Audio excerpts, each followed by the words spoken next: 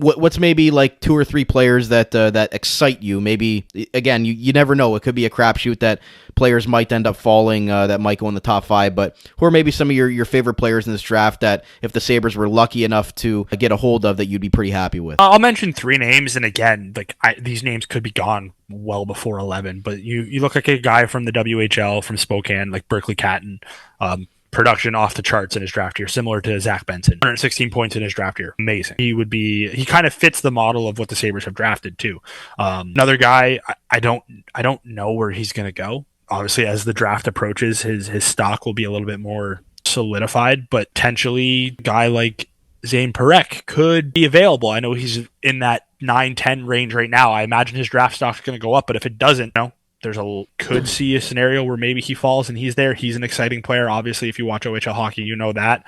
And another guy that I like, and it's the name is part of it, but he's also an extremely talented goal scorer. And he's going to be in that 10 to 14 range, in my opinion. But Tijjuginla would be a really nice pick for, his production and the exciting factor that he's, an elite NHL player's son, so there'd be that storyline as well. Those are 3 names that I'm looking at. There's a ton of names that could be available. I do want to stress that I am hoping that the Sabres do not have the 11th overall pick, though. I hope they trade it.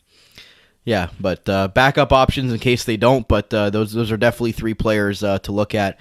Tijjuginla would definitely be somebody that would obviously turn some eyes, given that, as you mentioned, Jerome McGinley's son, putting up good numbers out there in the Western Hockey League. But again, I think we've been through enough of these drafts where we look at top prospects for Sabres and for future Sabres. I think it's time to maybe move out of that spot and look for more immediate help, as we've kind of already mentioned, and the poll kind of solidified that, and we kind of reaffirmed that we'd like the Sabres to maybe move out of picking a top end prospect. No disrespect to any player that's there. It's just at this point where they're at, they need to start moving forward quickly. Yeah, no, absolutely, and I do want to stress.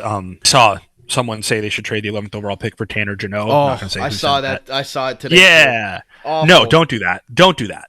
That is not the move that I am advocating for when I say they trade. I hope they trade the 11th overall pick. But if they trade the 11th overall pick, I would be less mad than most people if they acquire a guy like Scott Laughton. But I also firmly believe if the Sabres' first overall pick was on the table for Scott Laughton would be a Buffalo Sabre by now, because I don't think the Flyers are going to get much more than a top 12 pick for a guy like Scott Laughton, as crazy as, high as they might value him. But yeah, no, I'm not asking to go out and trade the first overall pick for a guy like that. I'm asking for a potential package involving the 11th overall pick, because I think that's your best bet at acquiring an impact player. Yes, please don't trade 11th overall for Tanner Jeannot if Kevin Adams is listening to this show.